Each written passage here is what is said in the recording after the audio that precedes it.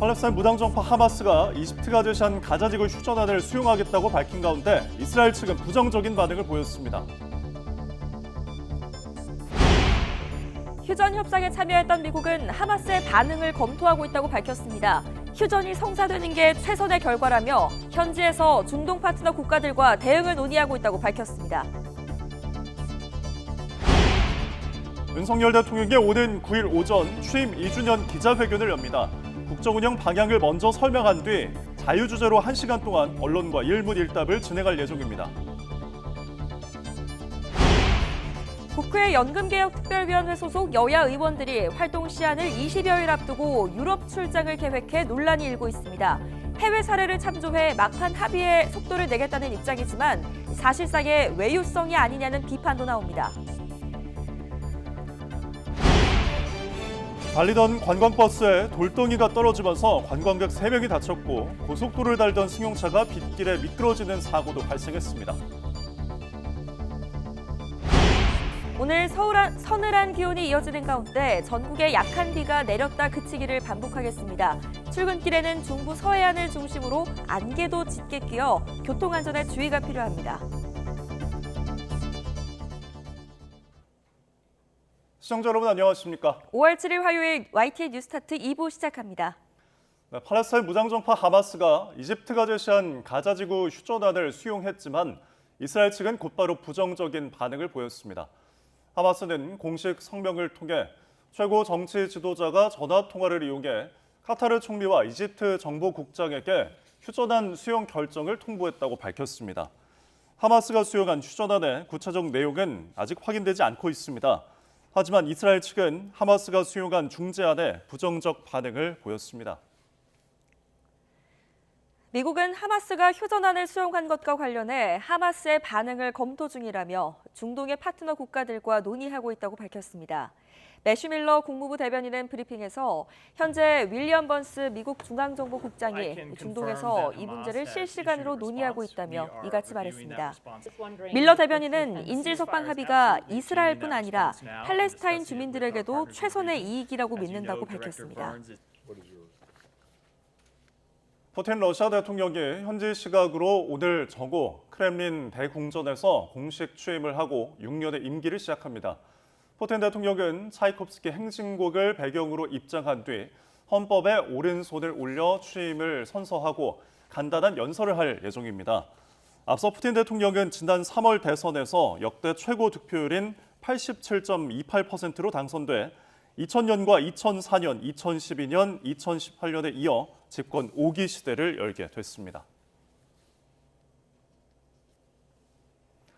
윤석열 대통령의 취임 2주년 기자회견이 오는 9일 목요일 오전 10시에 열립니다. 대통령실은 윤 대통령이 먼저 국정 운영 과정과 또 앞으로의 방향을 설명한 뒤에 기자들의 질의를 받을 것이라고 밝혔습니다. 직접 들어보시죠. 윤석열 대통령은 5월 9일 목요일 오전 이곳 브리핑룸에서 취임 2주년 기자회견을 가질 예정입니다. 대통령은 기자회견에 앞서 먼저 집무실에서 국민 여러분께 영상을 통해 지난 2년 정부의 국정 운영 기조와 정책 추진 상황을 설명드리고 앞으로 3년의 국정 운영 계획을 말씀드릴 것입니다. 대통령은 이후 1층 브리핑룸으로 이동해 기자회견을 시작할 예정입니다. 국민의힘은 오는 9일로 예정된 윤석열 대통령의 취임 2주년 기자회견과 관련해서 민생 경제와 미래 전략 실현을 위한 대안을 제시하고 소통 정부를 회복하는 출발점이 되길 기대한다고 강조했습니다. 정희용 수석 대변인은 논평을 통해 이번 기자회견은 총선에서 드러난 민의를 받들고 국민과 직접 소통하기 위한 윤 대통령의 적극적인 의지가 반영된 행보라며 이같이 밝혔습니다. 이어 노동과 의료, 교육과 연금 개혁 등 산적한 문제는 야당과 협치는 물론 국민의 지지와 성원이 뒷받침되어야 이룰 수 있다며 소통을 위해 대통령과 정부, 국민의힘이 더 적극적으로 국민에 다가가겠다고 덧붙였습니다. 더불어민주당은 윤석열 대통령이 취임 2주년 기자회견에서 김건희 여사 특검법과 최상병 특검법을 수용하겠다는 의사를 밝혀야 한다고 말했습니다. 민주당 최민석 대변인은 서명 브리핑에서 윤 대통령의 이번 기자회견은 지난 2년간 국민이 쌓아온 물음에 충실하게 답하는 자리여야 한다며 이같이 밝혔습니다.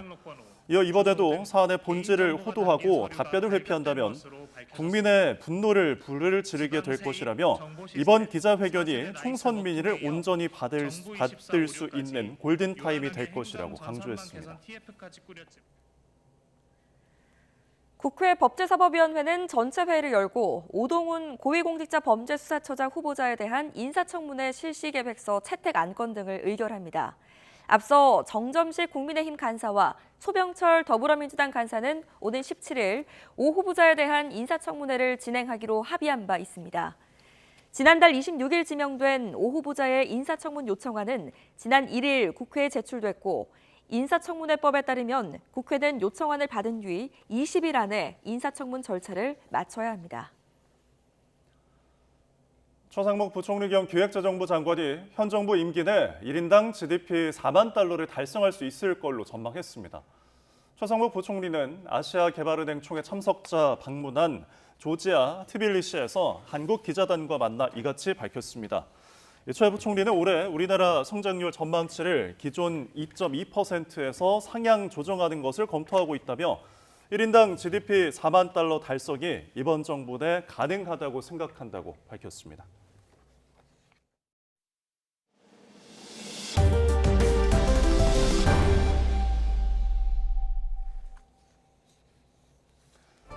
사건 사고 한 줄 뉴스입니다. 어제 오후 4시 반쯤 서울 제기동에 있는 아파트 7층에서 불이 나 1시간 40여 분 만에 꺼졌습니다. 이 불로 아파트 주민 4명이 연기를 마시거나 허리를 다쳐 병원으로 옮겨졌습니다. 어제 낮 12시 50분쯤 경북 울릉군 북면 1주도로 인근 암산에서 약 50cm 크기의 돌이 떨어져 관광버스 천장을 관통했습니다. 이 사고로 파편에 맞은 60대 여성 관광객 등 3명이 다쳐 병원에 옮겨졌습니다. 어젯밤 11시 반쯤 서울 양양고속도로 양양 방향 서양양 나들목 인근을 달리던 승용차가 갓길 쪽 가드레일을 들이받았습니다. 이 사고로 20대 남성 운전자가 다리를 다쳐 병원으로 옮겨졌습니다. 부산과 경남, 전남 지방을 중심으로 이틀 동안 많은 비가 내리면서 곳곳에서 피해가 속출했습니다. 경남에서는 평균 80mm가 넘는 비가 내려 고성에서는 갑자기 불어난 하천에 70대 남성이 실종됐다가 숨진 채로 발견됐고 합천에서는 하천이 범람해 주민 40여 명이 긴급 대피하기도 했습니다. 대구시 보건환경연구원은 지난 4월 대구 북구와 달서구의 도심공원에서 라인병 병원체를 가진 진드기가 발견됐다며 시민들의 주의를 당부했습니다. 라인병은 미국과 유럽 지역의 풍토병으로 발열이나 두통, 피로감과 함께 피부가 붉게 변하는 증상이 나타납니다. 어제 오후 3시 50분쯤 경기도 화성 봉다읍에 있는 고깃집에서 불이 나 10여 분 만에 꺼졌습니다. 이 불로 손님 한 명이 연기를 마셔 병원으로 이송됐고 놀란 종업원과 손님 등 10여 명이 대피했습니다. 모르는 여성을 붙잡아 두고 흉기로 위협한 40대 남성이 구속됐습니다. 서울중앙지방법원은 어제 오후 살인미수 혐의를 받는 40대 남성 A씨에 대한 구속 전 피의자 신문을 진행한 뒤 도망칠 우려가 있다며 구속영장을 발부했습니다. 부동산 투자 플랫폼을 표방하는 기업이 투자자들의 돈을 돌려주지 않은 채 지점문을 줄줄이 닫고 있어 경찰에 수사하고 있습니다. 서울경찰청 금융범죄수사대는 K삼흥의 회장 김모 씨와 그 일당을 사기 등 혐의로 수사하고 있다고 어제 밝혔습니다.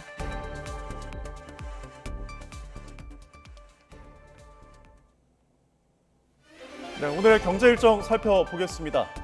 상하이에서 출발하는 크루즈 여객선이 오늘 오전 인천항으로 들어옵니다. 이 배에는 중국 화장품 회사 직원 4천여 명이 타고 있는데 14시간 동안 서울과 인천 곳곳을 관광한 뒤에 다시 상하이로 돌아갈 예정입니다. 대한무역투자진흥공사 코트라가 중견기업 경영자 150명을 만나 수출 확대 전략을 논의합니다. 오늘 오후 1시부터 코트라 국제회의장에서 열리는 세미나에서는 이 수출 유관기관 사업 설명회와 분야별 1:1 컨설팅 등이 진행됩니다. 대형마트 의무 휴업을 일요일에서 평일로 바꾸는 데 대한 소비자들의 만족도 조사 결과가 발표됩니다. 해당 지역 소비자 520명을 대상으로 한 설문조사인데요. 그 결과가 궁금합니다. 중소벤처기업부가 100년 소상공인 동행축제 특별기획전을 개최합니다. 이 11번가에서는 100년 수상곡인 특별기획관 할인 쿠폰을 제공하고 인천공항 100년 가게 밀키트 판매장에서는 전품목 10% 할인 혜택도 제공한다고 합니다.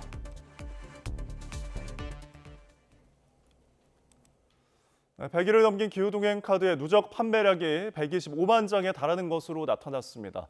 서울시는 지난 1월 27일 출시된 기후동행 카드의 누적 판매량이 지난 2일을 기준으로 124만 9천 장이라고 밝혔습니다. 또 하루 이용자는 4월 29일 52만 5,138명, 지난 2일 기준으로는 53만 3,784명으로 대중교통 사용액의 일부를 환급해주는 K패스가 도입된 이후에도 기후동행 카드 이용자가 특별히 줄어들진 않고 있다고 설명했습니다. 네, 수도권 광역급행철도 GTX A 노선 일부 구간이 기대 속에 개통을 했지만 이용객이 당초 예상의 3분의 1 정도에 머물면서 매우 저조하죠. 여러 가지 이유 가운데 하나가 역 접근성인데요. 국토부와 해당 지자체들이 이를 개선하기 위한 대책을 발표했습니다. 김기봉 기자입니다. GTX-A역 접근성 개선책의 골자는 역으로 연결되는 도로 개통과 버스 노선 개편 신설, 그리고 환승시설 확충입니다. 우선 시발점인 동탄역 인근의 동서 연결도로 6개를 추가로 개통합니다. 역에서 가장 먼 양쪽 2개 도로는 올해 8월, 나머지 4개 도로는 12월에 개통한다는 계획입니다.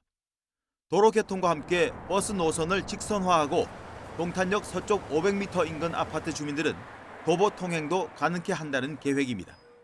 동서 연결 도로를 개통을 하면 그 준공 시점에 맞춰서 화성시에서 기존에 운영하고 있는 버스 노선을 직결 노선으로 조정할 계획이고요. 그 서측에서 동측으로 이제 15분 이상 걸리던 게 한 10분 이상 단축될 거로.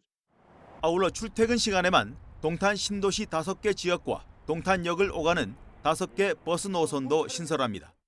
영천동, 중동, 신동, 송동, 능동과 동탄역을 출퇴근 시간 각 3회씩 10분에서 15분 간격으로 운행할 계획입니다.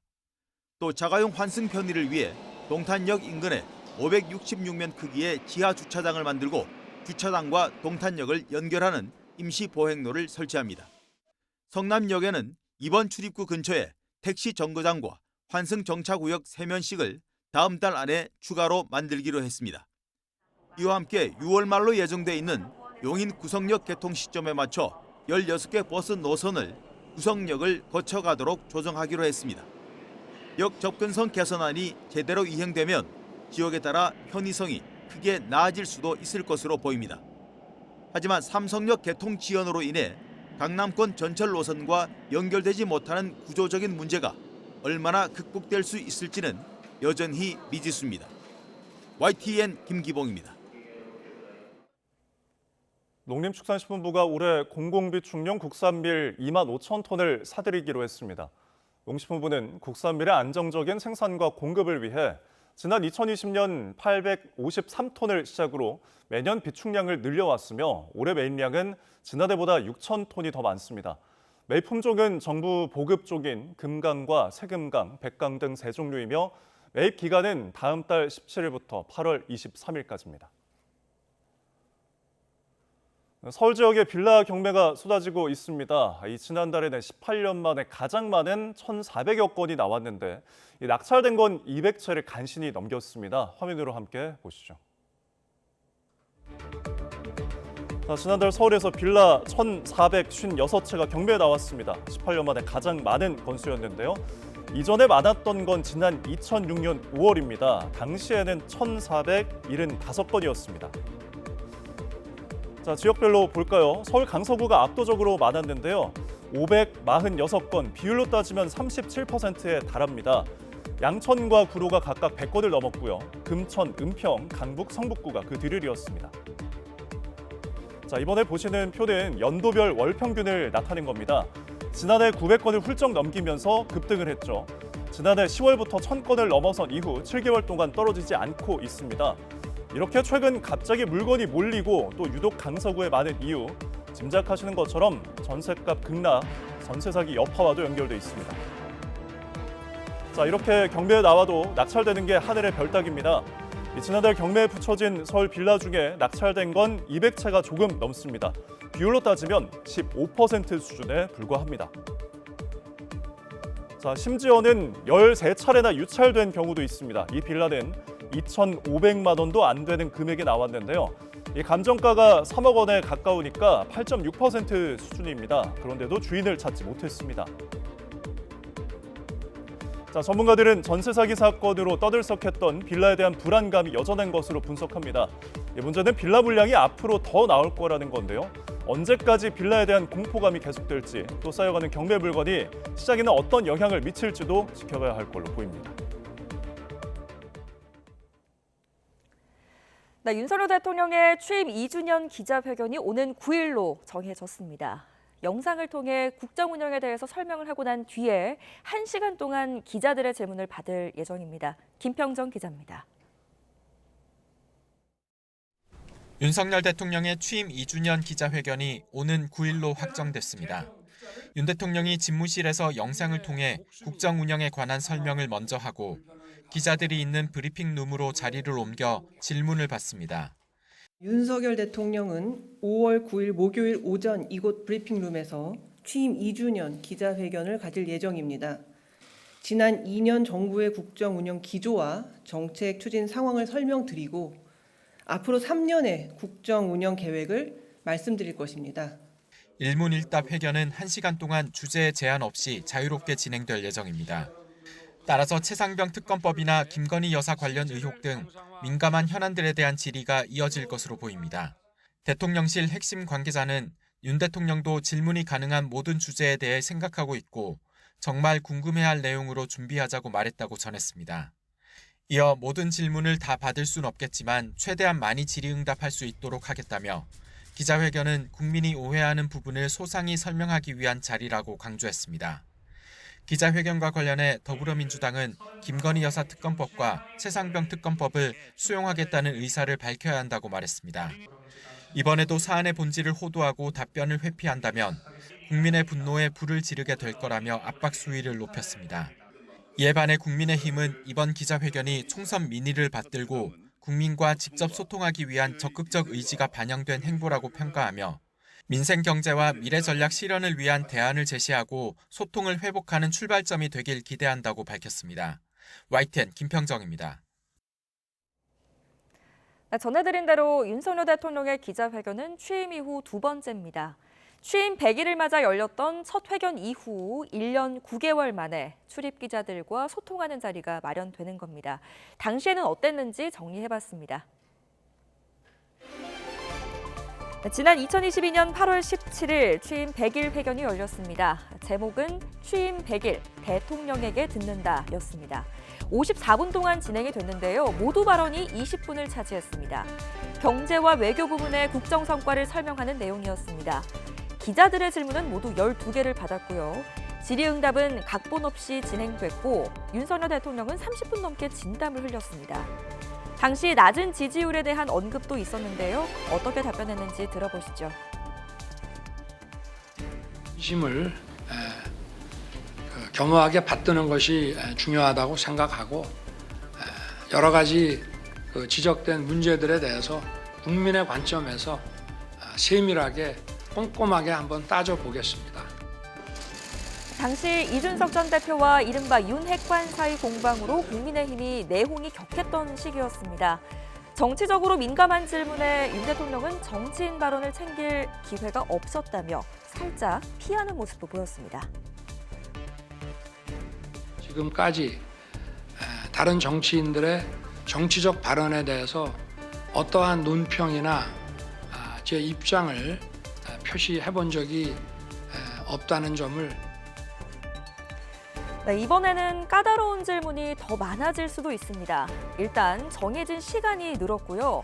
질문 받는 것만 1시간 정도 할애했습니다. 역시 정해진 주제는 없습니다. 100일 회견대를 비교해서 추산을 해보면 20개 안팎의 질문과 답변이 가능할 것으로 전망됩니다. 모두 발언도 있을 예정이라서 전체 시간은 70분에서 80분 정도가 될 것으로 보입니다. 질문을 더 받는다면 더 길어질 가능성도 배제할 수는 없습니다. 뻔한 내용이 아니라 궁금한 걸 준비하고 있다는 게 대통령실의 설명입니다. 최상병 특검과 김건희 여사 의혹을 포함해 사실상 예고된 질문에 과연 윤 대통령이 어떻게 답할지도 주목됩니다. 국회 연금개혁특별위원회 소속 여야 의원들이 활동 시한을 20여일 앞두고 유럽 출장을 계획해서 논란이 일고 있습니다. 해외 사례를 참조해서 막판 합의에 속도를 내겠다는 입장이지만 21대 임기 내 처리 가능성이 현실적으로 크지 않다는 점에서 사실상 외유성 출장이 아니냐는 비판도 나옵니다. 박광열 기자입니다. 만약 이번 임기 내에 연금개혁 법안을 통과시키지 않는다면 국회가 무려 17년간이나 미뤄오다 또다시 미룬다는 국민의 비판을 피하지 못할 것입니다. 1년 반 넘는 논의에도 공전을 거듭한 국민연금 개혁안과 관련해 주호영 위원장과 여야 간사, 민간 전문가 등이 5박 7일 일정으로 영국과 스웨덴을 방문합니다.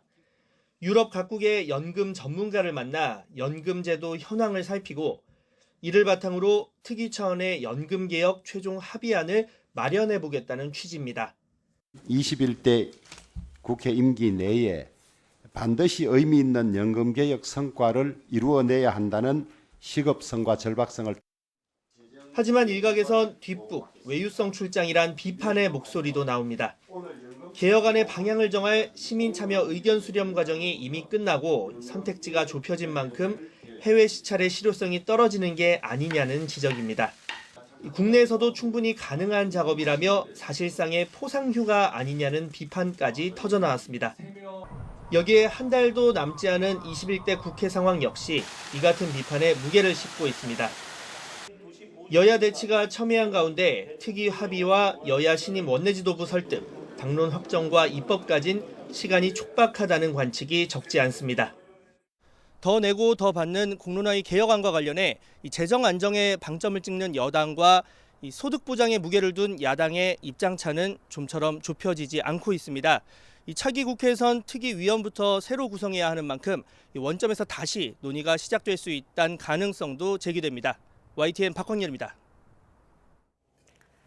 국회 연금개혁특별위원회 공론화위원회의 연금개혁안을 두고 여야 의원들의 설전이 벌여졌습니다.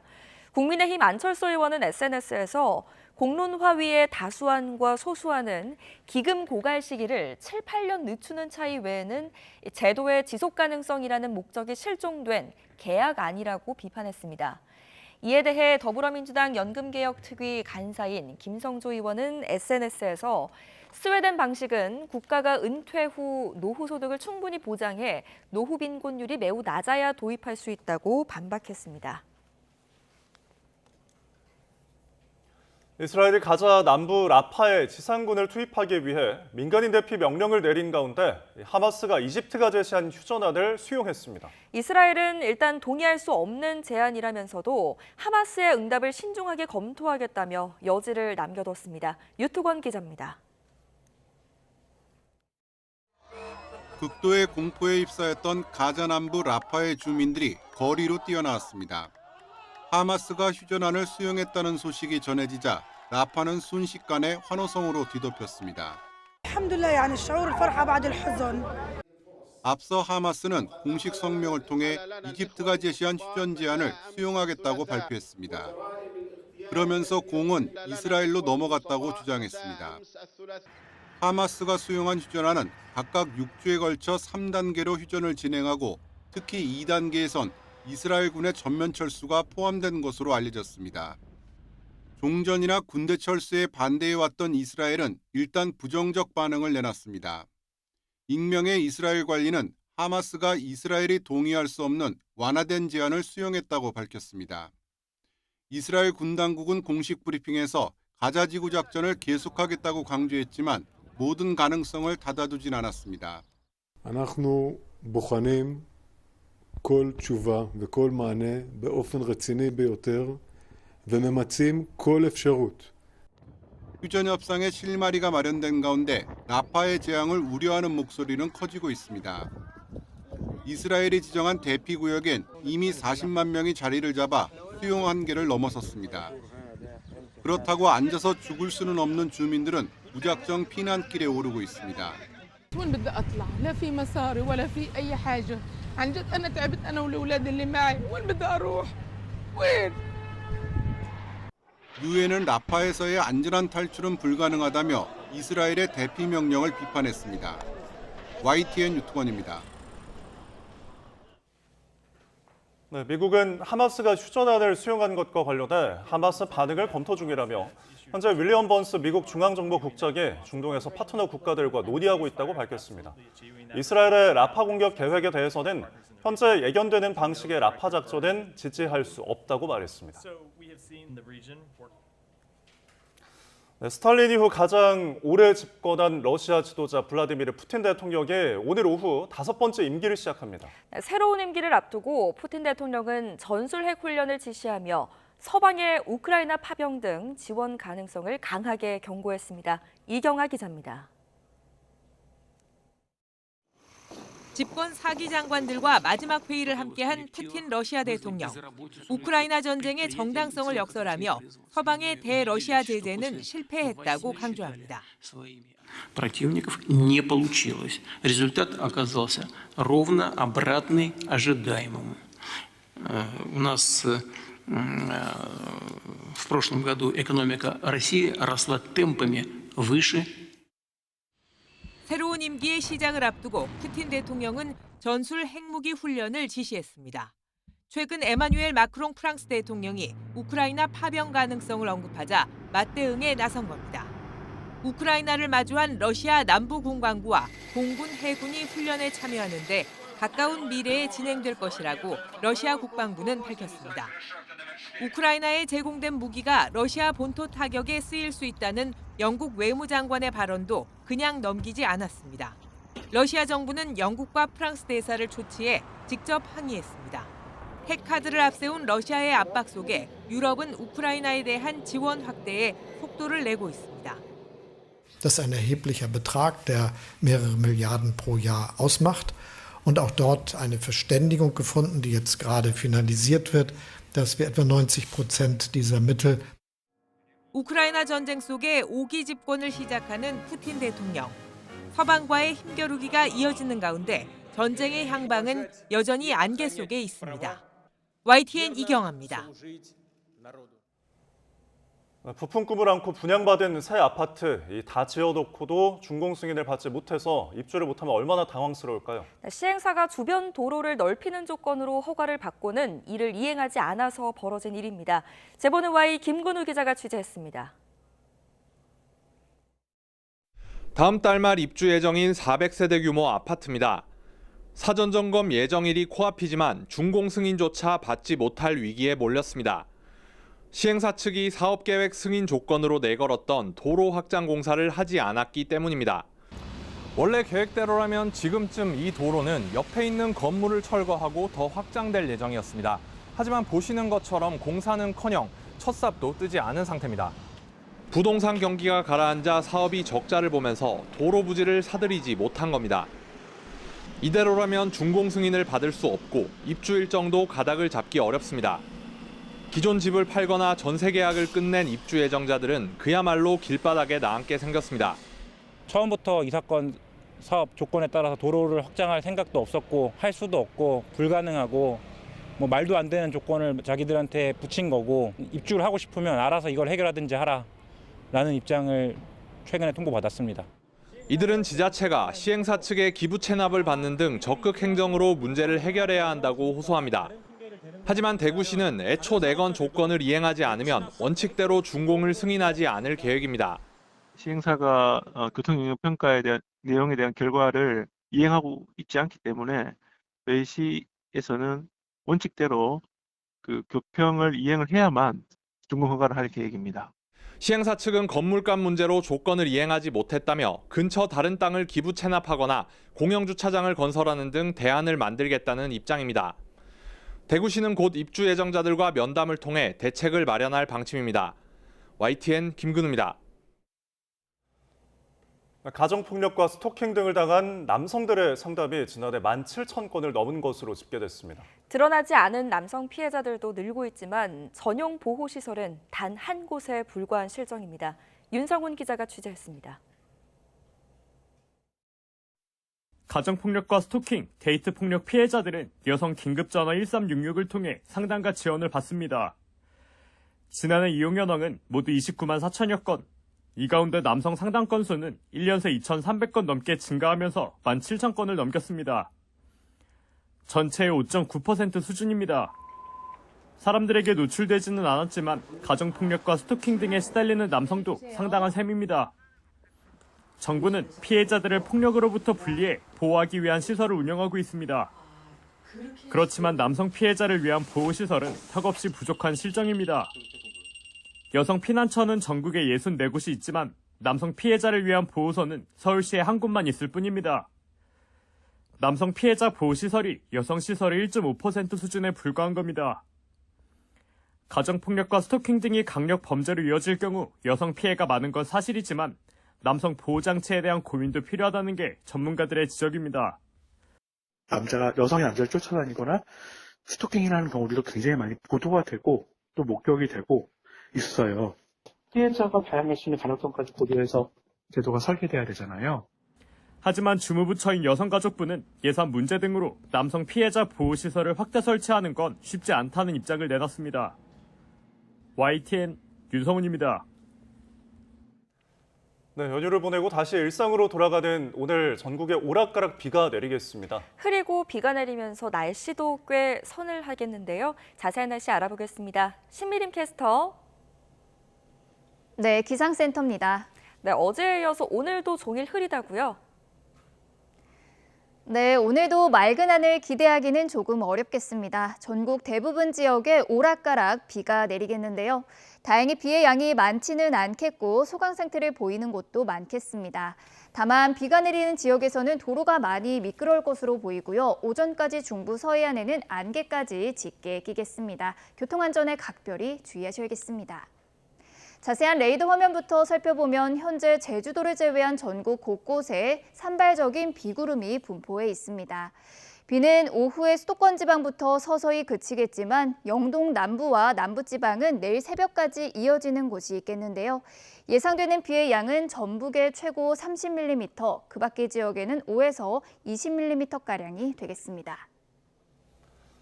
네, 오늘도 기온은 종일 서늘하다고요? 네, 오늘도 옷차림에 각별히 주의하셔야겠습니다. 현재 서울 기온은 12.8도로 서늘하게 느껴지고 있고요. 한낮에도 종일 흐린 날씨가 이어지며 기온이 크게 오르지 못하겠습니다. 오늘 서울 낮 기온은 18도로 예년 이맘때 기온을 5도가량 밑돌겠습니다.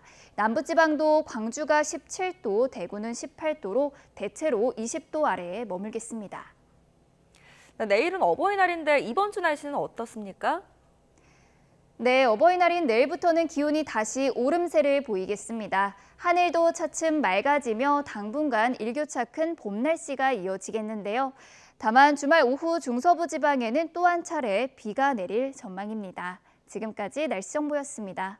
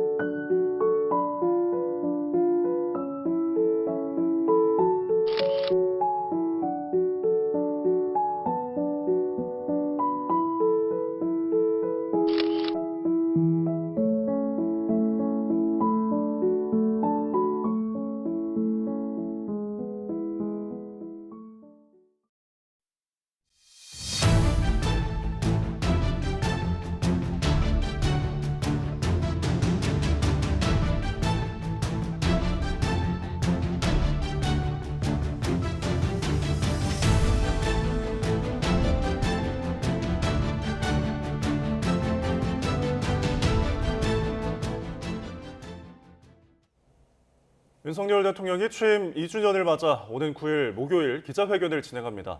김수경 대통령실 대변인은 오늘 브리핑에서 윤 대통령이 오는 9일 오전 10시 대통령실에서 취임 2주년 기자회견을 연다고 밝혔습니다. 윤 대통령은 먼저 집무실에서 영상을 통해 지난 2년 동안의 국정 운영 상황과 앞으로 3년의 방향을 설명합니다. 그 뒤 브리핑룸으로 자리를 옮겨 1시간 정도 기자들의 질의를 받을 예정입니다. 대통령실 핵심 관계자는 국민이 오해하고 계신 부분을 소상히 설명하기 위해 기자회견을 하는 거라며 방송사와 신문사, 지역 언론 등 성격이 다른 언론들을 골고루 안배 질의를 받겠다고 말했습니다. 김건희 여사의 명품 가방 수수 의혹과 관련해 검찰이 본격적인 수사에 나선 걸 두고 여야는 휴일인 어제도 장외 설전을 이어갔습니다. 민주당에서는 검찰과 대통령실 사이 긴장 관계가 형성된 것 같다는 주장을, 국민의힘은 수사 중인 사안이니 기다려보자는 입장을 내놨습니다. 관련 발언 직접 들어보시죠. 세력에 대한 불만이 검찰에서 있을 수 있다. 한동훈을 중심으로 한 이원석, 송경호, 여기가 이제 김건희 수사를 하면서 개과시를 하고 있는 것 아닌가. 검찰이 정말 수사 의지가 있었다면 진작 수사했었어야 되는데 지금이라도 정신 차린 것인지 아니면 내부에 긴장 관계가 반영되고 있는 것인지 그거는 조금 더 국민이 주권자로서 눈을 부릅뜨고 지켜봐야 될 거고요. 갑작스럽게 검찰이 수사를 하는 게 특검법을 무마시키기 위해서, 특검을 무마하기 위해서다. 원래 특검이라는 건 수사가 끝난 다음에 수사가 미진하면 하도록 돼 있는 게 특검 아닙니까? 검찰은 이래서 못 믿고 경찰은 저래서 못 믿고 공수처는 이게 또 문제가 있고, 그럼 뭐 국회, 우리가 다수당인 국회 외에는 아무것도 이 세상에 믿을 게 없다. 그런 얘기밖에 안 되죠 뭐. 그러니까 더불어민주당 박찬대 원내대표는 오늘 원내대표단 추가 인선을 마무리할 예정입니다. 박 원내대표는 국립서울현충원에서 참배한 뒤 국회에서 원내대변인과 부대표 등 1기 원내대표단 추가 인선을 발표합니다. 민주당에 따르면 앞서 지난 3일 원내 수석 부대표에 박성준, 김용민 의원을 임명한 박 원내대표는 첫 원내대변인으로 윤종군, 노종면, 강유정 당선인을 임명할 것으로 알려졌습니다. 국민의힘은 박찬대 민주당 신임 원내대표가 22대 국회에서 1인당 25만 원 민생회복지원금 지급 법안을 우선 발의하고 앞서 윤석열 대통령이 거부권을 행사했던 8개 법안을 재발의하겠다는 방침을 언급한 것과 관련해 차기 국회 시작 전부터 입법 독재를 예고했다고 강하게 비판했습니다. 이충영 대변인은 논평을 통해 총선이 끝나자마자 법사위원장과 운영위원장 탈환을 주장한 민주당이 국민의 우려와 여야 이견이 큰 법안을 힘으로 밀어붙이겠다는 독단적 행태를 보인다며 이같이 밝혔습니다. 이재명 더불어민주당 대표가 오늘 대장동 개발 비리와 성남FC 뇌물 혐의 사건 재판에 출석합니다.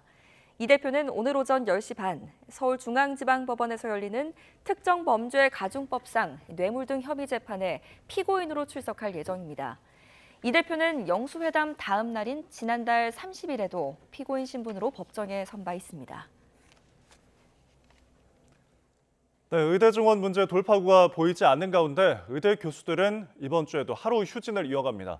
정부는 병원 측에 환자 피해가 없도록 해달라는 공문까지 보냈지만 병원이라고 뾰족한 수가 없는 데다 심각한 경영난은 병원을 넘어 약국 등 의료계 전반으로 확산하는 모습입니다. 홍선기 기자입니다. 지난주 하루 휴진을 결의했던 전국의 의대 교수들은 이번 주에도 주 1회 진료 중단을 이어갑니다. 교수들은 환자를 두고 떠난 전공의와 다를 게 뭐냐는 지적에 불가피한 선택임을 항변합니다. 5월에 해결이 안 되면 저희는 교수들은 병원을 떠나든가 아니면 병원에 남아서 전공이 언제 돌아올 수 있으니 어떻게 유지해야 되는가. 그 선택에 그냥 기로에 있는 상황입니다. 여기에다 사직을 강행하려는 교수들의 움직임까지 이어지면서 환자들의 걱정도 커지고 있습니다. 정부는 각 병원에 교수들의 사직이나 휴직으로 환자가 피해보는 일이 없도록 대책을 마련해달라는 공문을 보냈습니다. 그러나 뾰족한 대책이랄 것도 없는 병원들은 난처한 상황입니다. 진료 차질보다 오히려 눈덩이처럼 커지는 경영난이 당장 발등에 불이기 때문입니다. 경희의료원장은 직원들에게 보낸 이메일에서 지금 같은 상황이 이어지면 당장 다음 달 급여도 지급이 어려울 수 있다고 밝혔습니다. 희망퇴직 실시 가능성까지 언급했습니다. 병원들의 진료 차질은 약국까지 영향을 미치고 있습니다. 대학병원 주변의 대형 약국들도 손님이 줄면서 경영난이 심각한 겁니다. 의대 증원 문제로 촉발된 진료 차질이 병원을 넘어 약국 등 의료계 전반에 경영난으로 도미노 현상을 일으키고 있습니다. YTN 홍선기입니다. 정부가 의대 증원에 반발해 수업을 거부하고 있는 의대생들의 집단 유급을 막기 위한 학사 운영 방안을 대학 측에 요구했습니다. 교육부는 의과대학을 두고 있는 전국의 대학 40곳에 대학 본부와 의과대학의 검토를 거쳐 학사 운영 방안을 제출해달라는 공문을 보냈습니다. 교육부는 탄력적 학사 운영 추진 계획과 예과 1학년 학사 운영 관련 조치 계획, 그리고 임상실습 수업 운영 관련 조치 계획 등으로 나눠 의대생들의 수업 출석 효당과 유급 방지 대책 등을 내도록 했습니다. 전국의과대학 교수협의회가 의대 정원 증원을 논의한 회의록을 작성하지 않은 공무원에 대한 문책을 요구했습니다. 전의교협은 성명을 내고 정부가 한 언론사의 정보 공개 청구에 대해 의대 증원 논의를 위한 주요 회의에 회의록이 전혀 없다고 한 건 공공기록물 관리법 위반이라고 강조했습니다. 그러면서 이제라도 의대 증원과 배정 과정의 위법성을 인정하고 모든 의대 증원을 철회하라고 주장했습니다. 네, 가정폭력이나 스토킹, 아동학대 피해자들은 신고 이후 2차 가해를 당하지 않도록 접근 금지 조치가 시행되고 있는데요. 성범죄 피해자들도 비슷한 문제를 겪고 있는 만큼 접근 금지 조치의 범위가 확대돼야 한다는 지적이 나오고 있습니다. 신규혜 기자입니다. 최근 학교 사회복무요원으로부터 불법 촬영을 당한 교사 박모 씨. 고소 이후에도 2차 가해에 시달렸습니다. 그 형사고소한 바로 다음 날 새벽에 본인이 저 때문에 이제 자살을 하겠다 하는 그 자필로 쓴 유서와 범행을 하는 사진들은 한 5장 정도를 저한테 보내왔었습니다. 경찰이 가해자에게 연락하지 말라고 경고했지만 언제든 다시 연락이 올 수 있다는 생각에 여전히 불안합니다. 현행법상 범죄 피해자들은 경찰관이 주거지에 수시로 방문하거나 스마트워치를 지급받는 방식으로 안전조치를 받을 수 있습니다. 하지만 개인적인 연락까지 막을 수 있는 접근 금지 조치는 가정폭력과 스토킹, 아동학대 혐의에 해당할 때에만 내려집니다. 성범죄 피해자는 가해자와 가까운 사이여서 2차 가해를 당할 우려가 크더라도 스토킹 범죄 요건에 맞는 행위가 있어야 접근 금지 조치가 가능한 겁니다. 때문에 일선 경찰관들은 성범죄 신고가 접수되면 가해자들에게 구두 경고를 내릴 수는 있지만 어디까지나 경고에 그칠 뿐 실질적으로 2차 가해를 막기는 어려운 상황입니다. 게다가 경고의 내용과 방식이 따로 정해져 있지 않아 현장에서 실수가 생기는 경우도 있습니다. 상담을 이렇게 해보면서 보면 경고 정도는 사실 굉장히 좀 가해자가 오히려 경미한 조치로 여기기도 하고요. 수사관이 이 부분에 대해서 제대로 이해를 하고 있지 않으면 이 경고를 하다가 가해자한테 정보를 주는 경우도 있어요. 21대 국회에서 가해자의 접근을 제한하는 법 개정안이 2건, 피해자 정보 누설을 금지하는 법 개정안이 1건 발의됐지만 모두 논의조차 되지 않았습니다. 가해자의 접근을 금지하는 것을 법으로 그런 제도가 생긴다면 피해자들이 느끼는 심리적 안정감은 상당할 것 같고 특히 가해자랑 아는 사이일 경우에 자기의 주거지가 노출된 경우에는 상당히 안전적으로 이것을 제도가 활용이 될 것 같다고 생각이 듭니다. 곧 문을 열 22대 국회의 활발한 입법 논의와 함께 수사당국의 적극적인 연구와 실천도 필요해 보입니다. YTN 신기혜입니다. 개물림 사고가 잇따르자 사람을 문 개들은 견주의 의사와 상관없이 안락사시킬 수 있는 법적 근거가 마련됐습니다. 하지만 사후 대처가 아니라 예방책부터 마련해야 한다는 목소리도 적지 않습니다. 권준수 기자입니다. 지난달 23일 인천 강화도에서 목줄이 풀린 풍산개가 동네 주민 3명을 향해 달려들었습니다. 개에게 물린 주민들은 심하게 다쳤는데 모두 노인들이었습니다. 지난달 14일엔 서울 종로구에서 카페 사장이 아침밥을 주던 고양이를 산책하던 진돗개가 물어 죽이는 일도 벌어졌습니다. 이런 개물림 사고는 하루 평균 6건가량, 해마다 2천여 건이나 발생합니다. 개정된 동물보호법이 최근 시행되면서 일부 대책은 마련됐습니다. 맹견을 기르려면 사전에 허가를 받아야 하고 사람이나 동물을 공격해 다치게 한 개는 품종과 관계없이 입마개 착용 등이 강제됩니다. 그런데도 위험이 크다고 판단되면 안락사까지 가능하도록 했습니다. 그러나 맹점은 남아 있습니다. 사고가 나기 전에는 막을 방법이 없는 겁니다. 때문에 사후 약방문이 아니라 근본적으로 사고를 예방할 수 있는 대책이 필요하다는 지적이 나옵니다. 시민들의 생각을 들어봤습니다. 입마개를 하면은 좀 좋을 것 같긴 한데 그게 다 보면은 거의 안 하고 나오긴 하더라고요. 걸어가다 보면은 막 조금만 다가와도 큰 개들 다가오면은 좀 피하게 되고 그런 게 있는 것 같아요.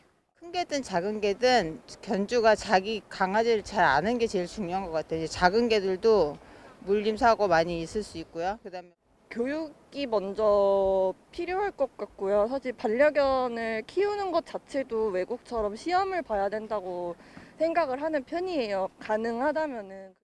게다가 입마개 착용 의무가 적용되는 맹견은 여전히 핏불 테리어 등 외래종 5종뿐입니다.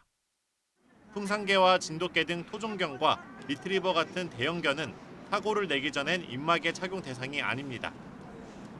전문가들은 입마개 착용을 무작정 강요할 수 없는 만큼 견주에 대한 책임을 강화하는 게 필요하다고 조언합니다. 산책이나 밖에 나갔을 때 지짐이 있거나 보호자 말을 잘 컨트롤 안 되는 애들, 그다음에 새나 다른 동물 보면 긴장을 하거나 막 잡으려고 하는 성향. 보호자들이 그 개들의 성향들을 가장 잘 알고 있거든요. 함께 살아가는 반려견이 소중한 만큼 이웃의 안전도 지켜야 한다는 마음으로 배려와 이해가 필요한 시점입니다. YTN 권준수입니다.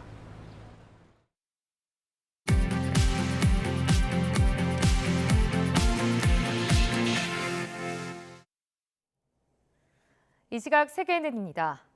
최근 몇 년간 코로나19로 주춤했던 여행 산업이 되살아나면서 전 세계 유명 관광지 곳곳은 너무 많은 관광객이 한꺼번에 몰리는 과잉 관광으로 몸살을 앓고 있습니다.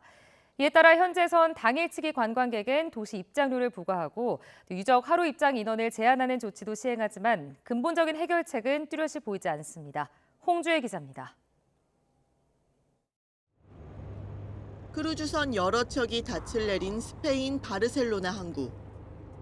17만 톤급 새 크루즈선도 취항 준비를 마쳤습니다. 수영장과 고급 식당, 카지노 시설이 승객을 기다립니다. I name this ship Sun Princess. May God bless her and all who sail in her. 그러나 도시에선 이런 크루즈선을 달가워하지 않기도 합니다. 6척이 동시에 정박하기도 하는데 그러면 많게는 3만 명이 한꺼번에 부두에 내려서 안 그래도 발 디딜 틈 없는 관광지가 더 붐비기 때문입니다. 크루즈 관광이 지역 환경에 악영향을 준다는 지적도 있습니다. 크루즈선을 탔을 때 탄소 발자국이 비행기로 대서양을 건널 때의 9배라는 연구 결과가 있을 정도입니다. Pero la pregunta es esta. La ciudad ya está al punto de capacidad de carga que podría llegar a ser aceptable. Crecimiento de 2 dígitos va a ser muy complicado que la ciudad los pueda llegar a aceptar. Ya no es un tema de posición del ayuntamiento de Barcelona.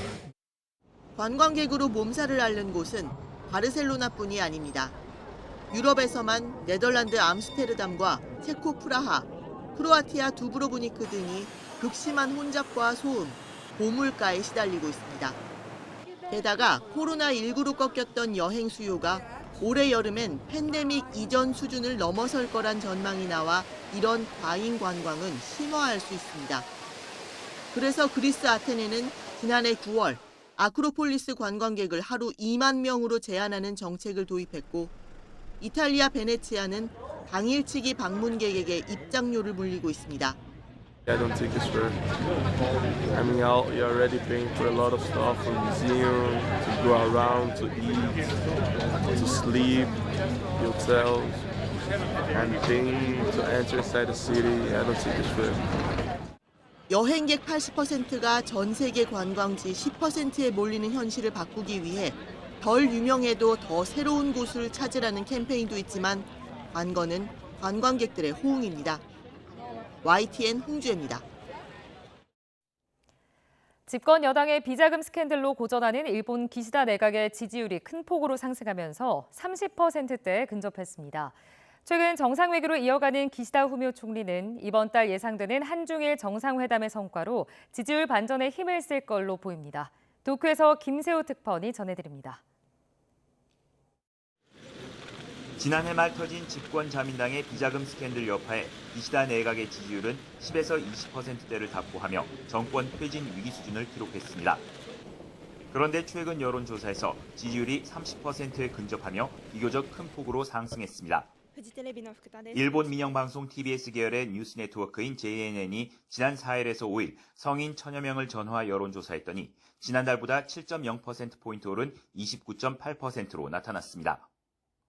지난달 미국 국빈 방문과 일본 황금 연휴 기간 프랑스, 브라질, 파라과이 순방 등 최근 활발한 정상 외교 활동이 지지율에 긍정적인 영향을 미쳤다는 분석이 나옵니다. 기시다 총리는 이달 말 서울에서 열릴 것으로 예상되는 한중일 정상회담에도 의욕을 보이며 의장국인 우리나라를 지지했습니다.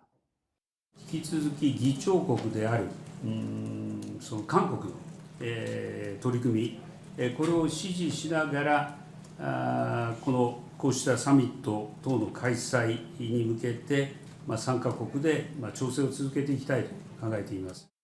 특히 한중일 정상회담이 성사되면 일본인 납북자와 북핵 미사일 해결을 위해 중국을 설득하는 등 자국민에게 호소력을 가질 수 있는 외교적 성과를 통해 지지율 반전을 노릴 것으로 전망됩니다. 다만 이번 여론조사에서 야당에 의한 정권 교체를 원한다는 응답이 48%로 정권 유지를 희망한다는 응답 34%보다 높았습니다. 이 때문에 외교 이벤트만으로 싸늘한 여론을 얼마만큼 불식시킬 수 있을지는 미지수입니다. 도쿄에서 YTN 김세호입니다. 성추문 입막음 사건으로 형사재판을 받고 있는 도널드 트럼프 전 미국 대통령이 증인이나 배심원을 비방하지 말라는 판사의 함구령을 또 위반해 벌금을 내게 됐습니다. 뉴욕 맨해튼 법원의 후안 머천 판사는 트럼프 전 대통령이 최근 인터뷰에서 배심원단 대부분이 민주당원으로 매우 공정하지 못하다고 말한 데 대해 함구령 위반으로 벌금 $1,000를 부과했습니다. 러시아가 프랑스와 영국 대사를 초치해 양국 정부의 우크라이나 전쟁 관련 발언에 항의했습니다. 러시아 외무부는 에마뉘엘 마크롱 프랑스 대통령이 우크라이나 파병 가능성을 언급한 데 대해 피에르 레비 주 러시아 프랑스 대사를 초치해 직접 항의했습니다. 올라프 숄츠 독일 총리가 자국군을 주둔시키기로 한 북대서양조약기구 나토의 동부전선 리투아니아를 방문해 지원을 약속했습니다. 숄츠 총리는 독일 연방군 10기 갑사단이 훈련 중인 리투아니아 파브라데를 찾아 독일은 발트해 연안 국가들 편에 굳건히 서 있다며 나토 공동방위 틀 안에서 임무를 수행하는 데 최선을 다할 것이라고 밝혔습니다. 시진핑 중국 국가주석이 유럽연합 EU가 제기한 중국의 과잉 생산 문제는 존재하지 않는 것이라고 일축했습니다. 중국 외교부에 따르면 시 주석은 프랑스 파리 엘리제궁에서 에마뉘엘 마크롱 프랑스 대통령, 우르줄라 폰데어 라이엔 EU 집행위원장과의 3자 회담에서 이렇게 밝혔습니다. 브라질 남부 폭우로 인한 사망 및 실종자가 200명에 근접한 것으로 나타났습니다. 폭우 피해가 집중된 히우그랑지도수 주정부는 현재까지 집계된 사망자 수는 83명이고 실종자는 111명, 부상자는 291명이라고 발표했습니다. 프랑스의 제빵사들이 140m가 넘는 바게트를 만들어 이탈리아에 빼앗겼던 세계에서 가장 긴 바게트 기록을 되찾았습니다. 로이터는 프랑스 파리 외곽 슈렌에서 열린 행사에서 제빵사들이 140.53m 길이의 바게트를 구워 5년 만에 기록을 탈환했다고 보도했습니다. 앞서 세계에서 가장 긴 바게트는 2019년 이탈리아 코모의 제빵사들이 만든 132.62m 길이였습니다. 지금까지 이 시각 세계는이었습니다.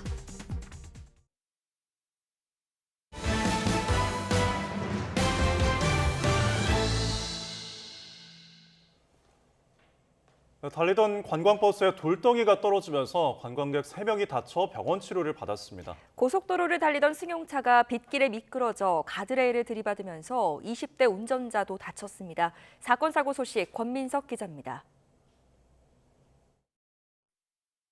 관광버스 천장에 커다란 구멍이 뚫렸고 부서진 파편과 함께 돌덩이가 떨어져 있습니다. 경북 울릉군 북면 일주도로 인근 암산에서 50cm 크기 돌이 떨어져 관광버스 천장을 관통한 건 어제 낮 12시 50분쯤. 이 사고로 파편에 맞은 60대 여성 관광객 등 3명이 다쳐 병원으로 옮겨졌습니다. 울릉군은 그제부터 내린 비와 강풍 영향으로 낙석 사고가 난 것으로 보고 있습니다. 어제 오후 4시 반쯤엔 서울 제기동에 있는 아파트 7층에서 불이 나 1시간 40여 분 만에 꺼졌습니다. 이 불로 아파트 주민 4명이 연기를 마시거나 허리를 다쳐 병원으로 옮겨졌습니다. 어젯밤 11시 반쯤 서울 양양고속도로 양양 방향 서양양나들목 근처를 달리던 승용차가 갓길 가드레일을 들이받았습니다. 이 사고로 차를 몰던 20대 남성이 다리를 다쳐 병원으로 옮겨졌습니다. 경찰은 빗길에 차량이 미끄러진 것으로 보고 있습니다. 지난 4일 오전 서울 강남역 인근 생활용품 매장에서 일면식도 없는 여성을 흉기로 위협하며 인질극을 벌인 40대 남성이 구속됐습니다. 서울중앙지방법원은 살인미수 혐의를 받는 A씨가 도망칠 우려가 있다며 구속영장을 발부했습니다. 범행 당시 경찰이 대치 끝에 20여 분 만에 A씨를 검거해 피해 여성은 무사히 구출됐습니다. YTN 권민석입니다. 프로축구 K리그1 광주FC가 대전 하나시티즌의 역전승을 거두고 2연승을 달렸습니다. 광주는 K리그1 11라운드 홈경기에서 전반 선제골을 먼저 허용했지만 후반 이희균의 동점골과 허율의 역전골로 2대1로 이겼습니다. 승점 3점을 추가한 광주는 11위에서 8위로 올라섰습니다. 한편 다른 경기에선 제주가 김태환의 결승골에 힘입어 대구를 1대0으로 누르고 4연패에서 탈출했습니다. 한 달 만에 승리를 거둔 제주는 7위로 도약했습니다. 반면 최하위 대구는 최근 2연패를 포함해서 7경기째 승리를 기록하지 못했습니다. 네, 잠시 후 뉴스타트 3부가 계속됩니다.